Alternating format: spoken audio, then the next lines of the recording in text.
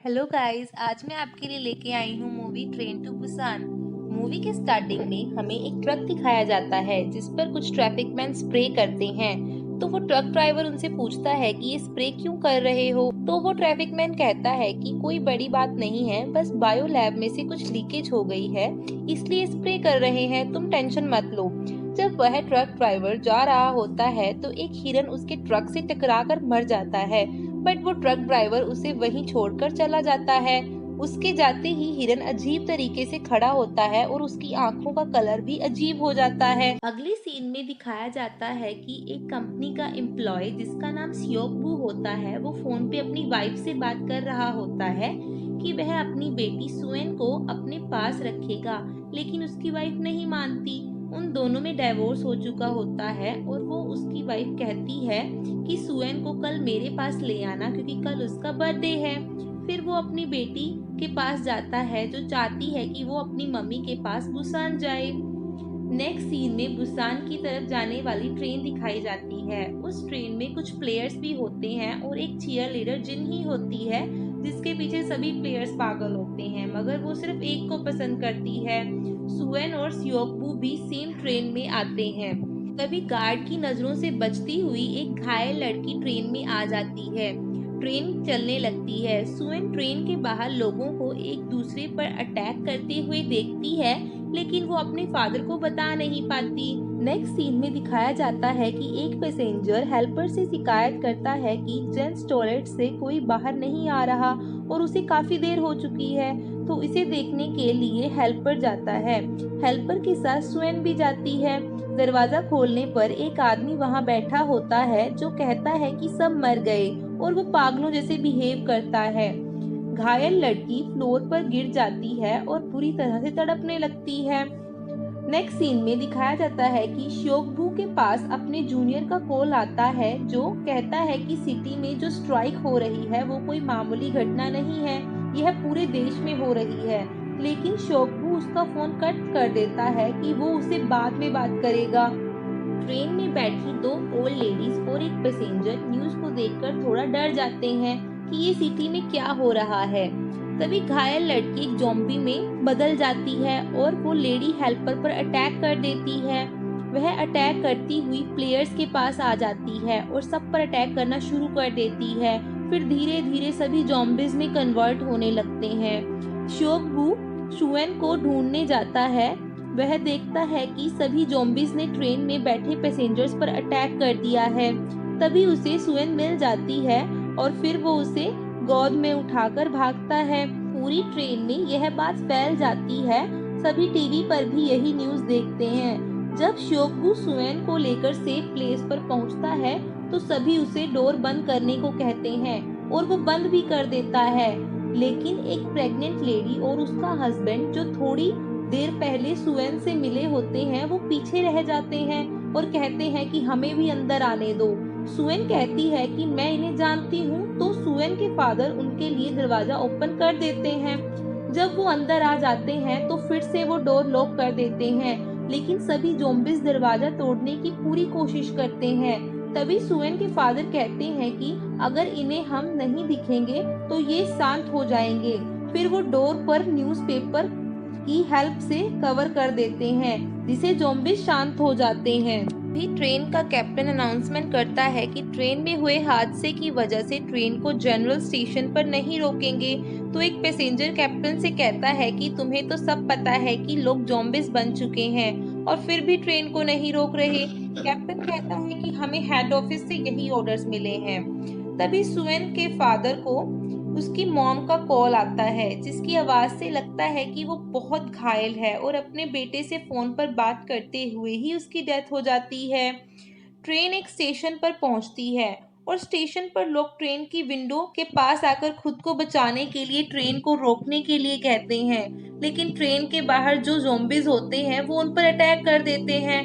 पूरे शहर में तबाही फैल जाती है और न्यूज पर अभी भी इस तबाही को दंगे फसाद ही बताया जाता है। फोन पर न्यूज में दिखाया जाता है कि ज़ॉम्बीज हेलीकॉप्टर से लटककर उन जगहों पर भी पहुंच जाते हैं जहां पहले कोई ज़ॉम्बी नहीं होता।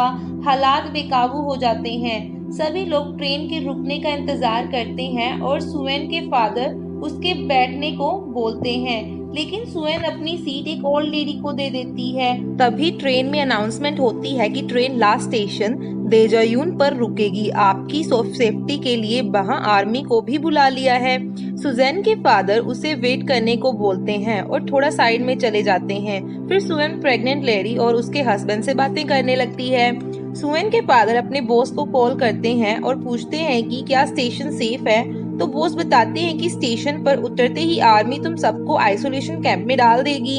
तब सुएन के फादर अपने बॉस को हेल्प के लिए बोलते हैं और कहते हैं कि मैं सारी उम्र आपके लिए फ्री काम करूंगा। तो बॉस उसकी हेल्प के लिए तैयार जाते हैं और कहते हैं कि तुम मेन गेट से मत उतरना, तुम इस साइड गेट से उतरना, वहाँ पर मेरे आदमी तुम्हें मिल जाएंगे। नेक्स्ट सीन में दिखाया जाता है कि सभी ट्रेन की विंडो से बाहर देखते हैं और स्टेशन बिल्कुल सुनसान होता है। तभी ट्रेन स्टेशन पर रुकती है और सभी स्टेशन पर उतरते हैं। कंडक्टर और ड्राइवर से एक कंपनी का सीईओ कहता है कि यह स्टेशन सेफ नहीं है, सिर्फ बुसान ही एक जगह है जहां पर हम सेफ हैं, इसलिए ट्रेन के इंजन को लेकर बुसान चलो और बाकी ट्रेन की बोगियों को छोड़ दो। लेकिन ड्राइवर कहता है कि मैं सभी पैसेंजर्स को लेकर जाऊंगा। श्योकबू सुएन को लेकर बाकी सभी पैसेंजर से अलग रास्ते से जाता है। तभी एक आदमी जो बहुत डरा हुआ होता है और मेंटली डिसेबल भी होता है कहता है कि मैं भी तुम्हारे साथ जाऊंगा, क्योंकि मैंने तुम्हें फोन पर बात करते हुए सुना था कि तुम यहाँ से जाकर बच जाओगे। तभी जब सभी लोग स्टेशन से बाहर जा रहे होते हैं, उन्हें सामने आर्मी दिखाई देती है, लेकिन वो सभी आर्मी भी ज़ॉम्बीज बन जाते हैं और पैसेंजर्स पर अटैक कर देते हैं। सुएन और उसके फादर के साथ जो मेंटली डिसेबल आदमी होता है उसे एक मिलिट्री मैन दिखाई देता है, तो वो उसके पास मदद के लिए जाता है। सुएन के फादर भी उसके पीछे जाते हैं, लेकिन तभी वो देखते हैं कि वो मिलिट्री मैन घायल है और उस पर तभी एक ज़ॉम्बी अटैक कर देता है। वहाँ पर बहुत सारे ज़ॉम्बीज आ जाते हैं। सभी लोग अपनी जान बचाने वहाँ से भागते हैं। सुएन को प्रेग्नेंट लेडी के हस्बैंड ज़ॉम्बी के अटैक से बचा लेते हैं। सभी पैसेंजर्स अपनी जान बचाते हैं और एक दरवाजे के पीछे पहुँच जाते हैं, लेकिन ज़ॉम्बीज लगातार अटैक कर रहे होते हैं और डोर बहुत मुश्किल से क्लोज हो पाता है। फिर वो पैसेंजर्स ट्रेन की तरफ भागते हैं अपनी जान बचाने के लिए। सभी ट्रेन के इंजन में बैठते हैं। जिनी और कंडक्टर सभी को जल्दी से आने के लिए बोलते हैं, लेकिन तभी ज़ॉम्बीज बिल्डिंग की खिड़की तोड़कर ट्रेन पर कूदते हैं और सब पर अटैक करने लग देते हैं। 2 ओल्ड लेडीज प्लेटफॉर्म पर गिर जाती हैं, जिन्हीं से एक को सुएन और प्रेग्नेंट लेडी अपने साथ ले जाती है क्योंकि उनके पीछे ज़ॉम्बी आ रहे होते हैं, लेकिन दूसरी ओल्ड लेडी को जिनी और कंडक्टर अपने साथ ट्रेन के इंजन में ले जाते हैं। सुएन, प्रेग्नेंट लेडी और ओल्ड लेडी ट्रेन के एक डिब्बे में एंट्री कर लेते हैं। तभी मेंटली डिसेबल आदमी भी उनको बोलता है कि मुझे भी अंदर आने दो, जिससे वो उसे भी ट्रेन के अंदर ले लेते हैं। कंपनी का सीईओ बहुत डरा हुआ होता है और वो कंडक्टर से इंजन को बुसान ले जाने को कहता है कि तुम अब किसका वेट कर रहे हो, लेकिन जिनी अभी भी अपने फ्रेंड्स और बाकी पैसेंजर्स का वेट करने को बोलती है।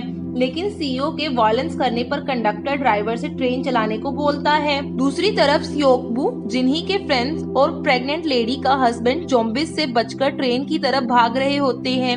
ज़ॉम्बीज के अटैक से बचते हुए जिनी का सिर्फ एक दोस्त श्योकबू और प्रेग्नेंट लेडी का हस्बैंड ही ट्रेन तक पहुंचते हैं। कैप्टन ट्रेन को बुसान की तरफ ले चलता है। तभी मेंटली डिसेबल आदमी और प्रेग्नेंट लेडी देखते हैं कि वो ट्रेन की उसी बोगी नंबर 13 में है जिसमें ज़ॉम्बीज हैं, तो वो बचते हुए टॉयलेट में छिप जाते हैं, लेकिन ज़ॉम्बीज उनको देख लेते हैं और वो बड़ी मुश्किल से टॉयलेट का डोर बंद कर पाते हैं। प्रेग्नेंट लेडी का हस्बैंड अपनी वाइफ को कॉल करता है और पूछता है कि वो कहाँ पर है, तो उसे पता चलता है कि वो नंबर 13 डिब्बे में है और हेल्प के लिए चिल्ला रही होती है। प्लेयर, श्योकबू और प्रेग्नेंट लेडी का हस्बैंड नंबर 9 डिब्बे से होकर नंबर 15 में जाने की सोचते हैं। वो सभी ज़ॉम्बीज पर अटैक करते हुए आगे बढ़ते हैं, जो काफी टफ होता है। नंबर 11 बोगी में पहुंचने पर जिन्ही का प्लेयर फ्रेंड देखता है कि जो वहां पर ज़ॉम्बीज हैं वो उसके बाकी के प्लेयर फ्रेंड्स हैं, इसलिए उन पर अटैक करना उसके लिए बहुत मुश्किल होता है। जब सभी ज़ॉम्बीज प्लेयर और प्रेग्नेंट लेडी के हस्बैंड और श्योकबू पर अटैक कर रहे होते हैं, तो ट्रेन एक टनल से होकर गुजरती है। तब उन्हें पता लगता है कि ज़ॉम्बीज अंधेरे में नहीं देख सकते और वो सिर्फ आवाज को फॉलो करते हैं। नंबर 12 में पहुंचते ही श्योकबू को एक आइडिया आता है और वो प्रेग्नेंट लेडी के हस्बैंड को अपने फोन पर रिंग करने के लिए कहता है।